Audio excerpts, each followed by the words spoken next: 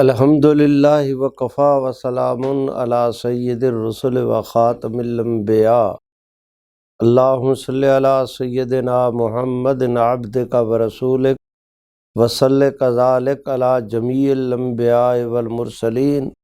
وعلی الملائکۃ المقربین وعلی عباد اللہ الصالحین اجمعین الی یوم الدین۔ آج کی مجلس میں مجھے حکم دیا گیا کہ میں آپ حضرات کے سامنے سیدنا مہدی علیہ الرضوان کے آمد کے عقیدے سے متعلق اسلامی نقطۂ نظر عرض کروں۔ دیکھیے، حضرت شاہ ولی مسند الہند حضرت شاہ ولی اللہ محدث دہلوی رحمۃ اللہ علیہ نے صراحت کی ہے کہ وہ فرماتے ہیں کہ حضرت مہدی علیہ الرضوان کی آمد کا عقیدہ یہ اہل سنت کے شعار میں داخل ہے، یعنی کوئی آدمی اگر قیامت کے قریب سیدنا مہدی علیہ الرضوان کی تشریف آوری کا قائل نہیں، ظہور مہدی کا قائل نہیں، تو وہ آدمی اہل سنت میں شامل نہیں۔ ہم دیکھتے ہیں کہ سب سے پہلے ہمارے بڑے حضرات میں سے علامہ ابن خلدون رحمہ اللہ ہیں، جنہوں نے اپنی کتاب کے مقدمہ میں سیدنا مہدی علیہ الرضوان کی احادیث کو مجروح قرار دیا، لیکن حضرت مولانا شیخ الاسلام حضرت مولانا سید حسین احمد مدنی رحمۃ اللہ علیہ نے اس وقت یہ ایک مستقل رسالہ لکھا جس کا نام ہے الخلیفۃ المہدی فی الاحادیث الصحیحہ۔ انہوں نے پیغمبر اسلام صلی اللہ علیہ وسلم کی سیدنا مہدی علیہ الرضوان سے متعلق جو صحیح احادیث مبارکہ تھیں ان کو جمع کیا، ان کی تعداد پہنچی 40۔ اس کے بعد پھر مولانا حبیب الرحمن قاسمی جو دارالعلوم دیوبند کے مفتی اور استاذ تھے، انہوں نے آپ کا رسالہ الخلیفۃ المہدی فی الاحادیث الصحیحہ کی تخریج اور تحقیق کی۔ انہیں مزید اس پر 7 روایتیں ملیں، وہ بھی انہوں نے اس میں شامل کر دیں، تو اب 40 سے زیادہ احادیث مبارکہ ہیں جو سیدنا مہدی علیہ الرضوان کی آمد کے متعلق، اور یہ وہ احادیث ہیں جنہیں حضرت مدنی جیسے محدث بھی صحیح قرار دیتے ہیں۔ مولانا حبیب الرحمن نے ان سب کی تخریج بھی کر دی، اور حضرت کے جس رسالے کا میں نے ذکر کیا یہ چھپ بھی چکا۔ اس رسالے میں حضرت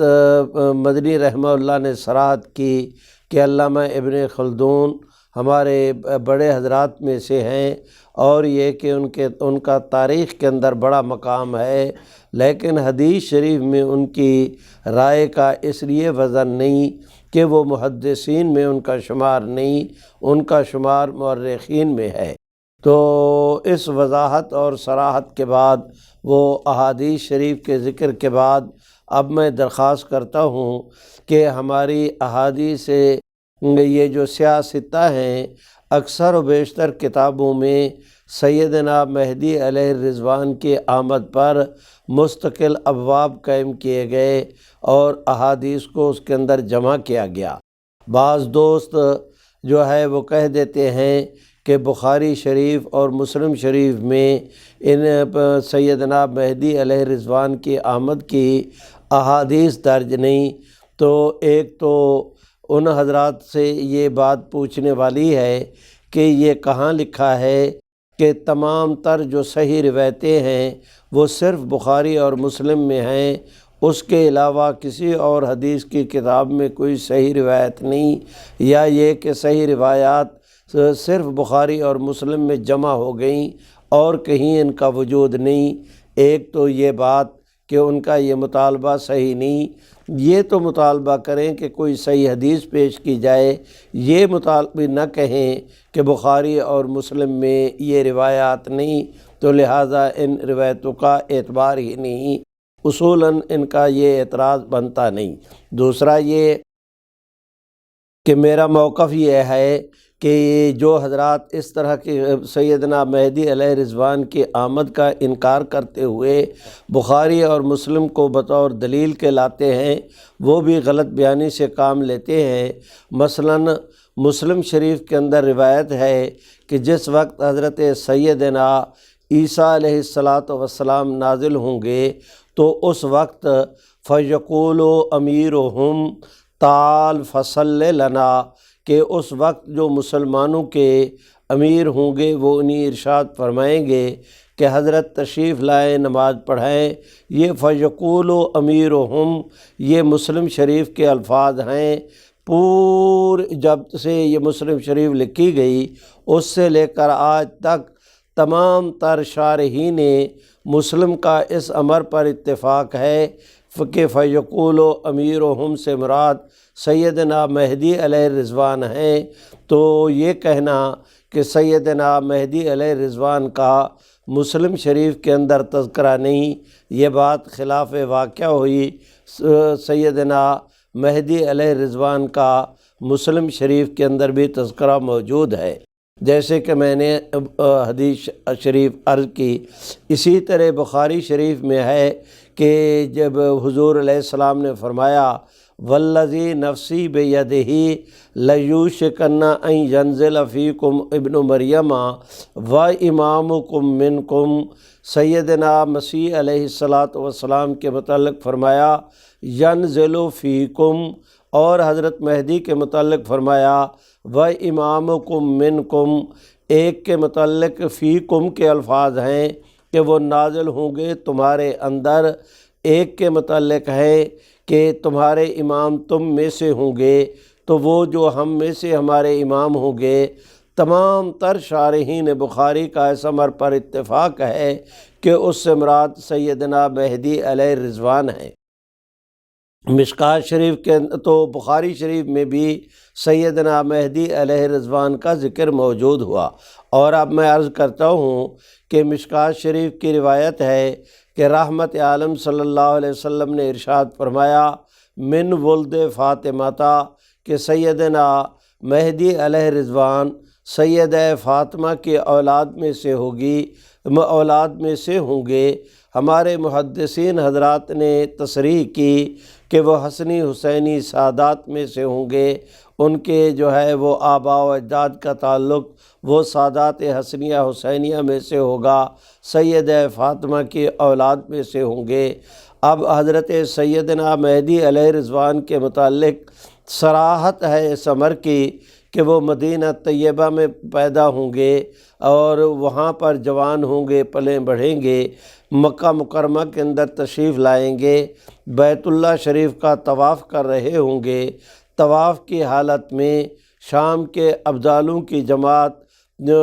اپنا رکن یمانی اور حجر اسود کے درمیان کی جگہ پر ان کی پہچان کرے گی، وہ ان کے طواف کا وہ آخری چکر ہوگا، تو یہ حضرات بیت اللہ شریف اور حجر اسود کے درمیان وہ دعا کر رہے ہوں گے، یہ سارے اٹھ کر ان کے پیچھے آ کھڑے ہوں گے۔ وہ دعا سے فارغ ہونے کے بعد مقام ابراہیم پر پہنچیں گے تو ان شام کے ابدالوں کی ان کے ساتھ ملاقات ہوگی، اور میں درخواست کرتا ہوں کہ یہ بھی ہے کہ وہاں پر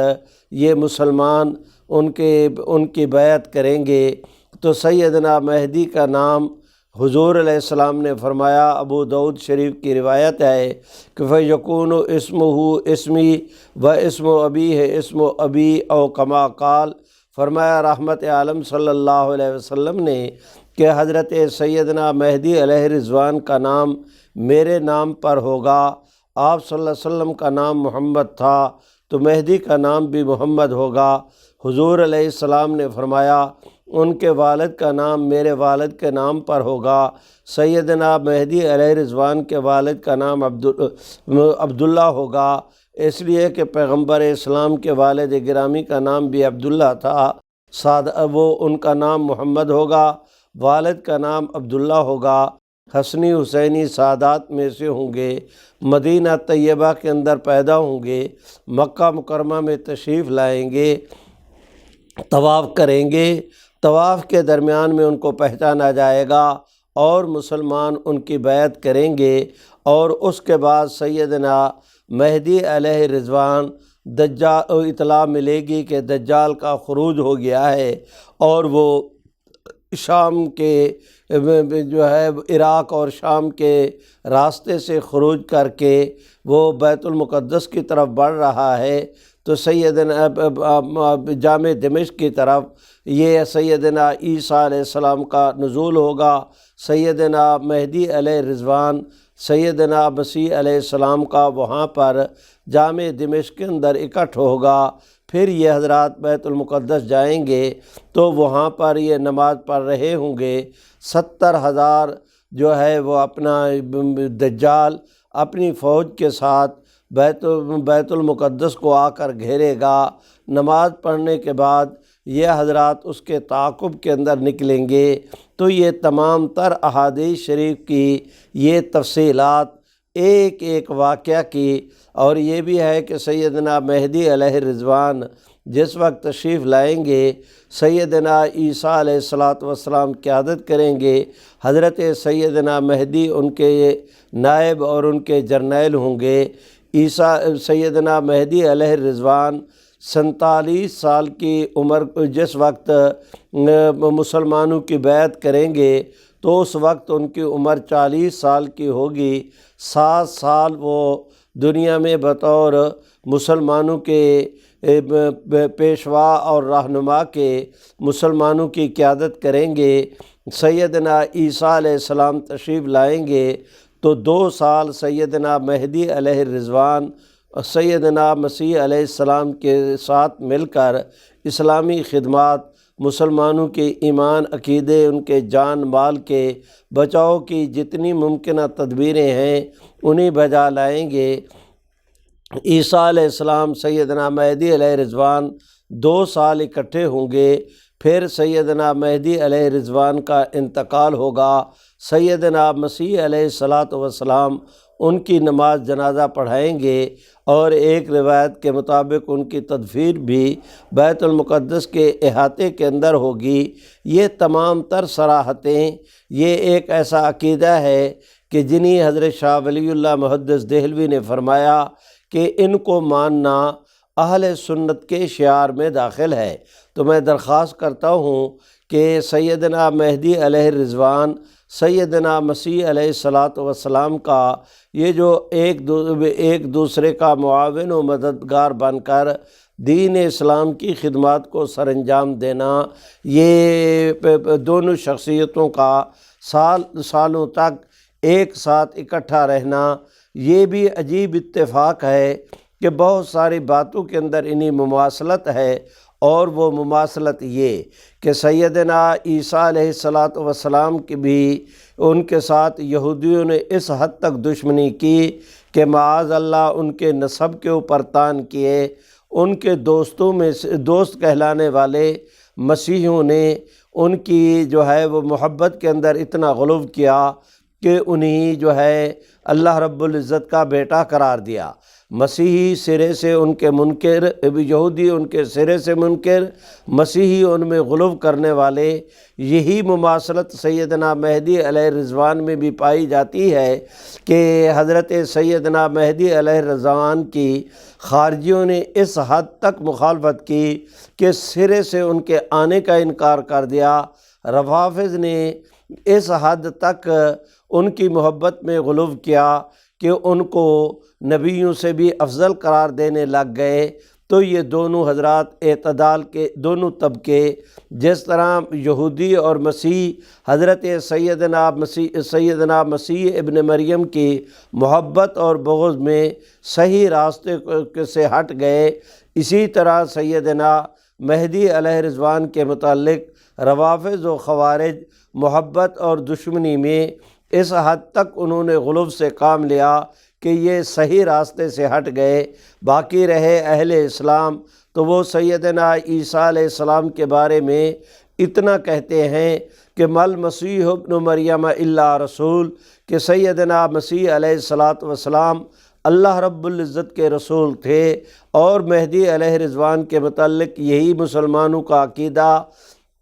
کہ رحمت عالم صلی اللہ علیہ وسلم نے انہی قیامت کی نشانیوں میں سے ایک نشانی قرار دیا ہے۔ ان کا تشریف لانا وہ قیامت کی نشانیوں میں سے ہے۔ وہ محمد عربی صلی اللہ علیہ وسلم کے ایک امتی ہیں، اور قیامت کی نشانیوں میں سے ایک نشانی یہ اعزاز اللہ نے اسلام اور اہل اسلام کو بخشا کہ وہ حضرت مسیح کی محبت اور ان کی دشمنی میں غلو سے محروم رہے۔ سیدنا مہدی علیہ رضوان کے مسئلے پر بھی اسی طرح اللہ نے حضور علیہ الصلاۃ والسلام کی امت کو اعتدال کی نعمت سے نوازا۔ نہ ہم یہودیوں کی طرح سیدنا مسیح علیہ السلام کے منکر، نہ مسیحوں کی طرح انہیں خدا کا بیٹا بنانے والے، اسی طرح سیدنا مہدی علیہ رضوان کو بھی جو ہے نہ ہم ان کی آمد کے منکر، اور نہ یہ کہ انہیں معاذ اللہ حد سے زیادہ جو ہے وہ اپنا بڑھانے والے۔ ہمارا بس اتنا عقیدہ کہ وہ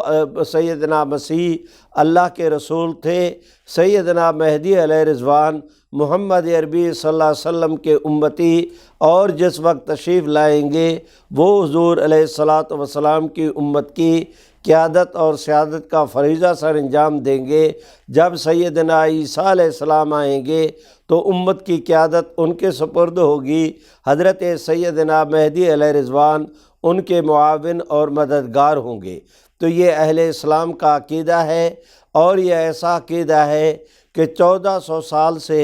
احادیث شریف کی تصریحات کی روشنی میں امت نے جس عقیدے کو اپنایا، حضرت شاہ ولی اللہ محدث دہلوی مسند الہند نے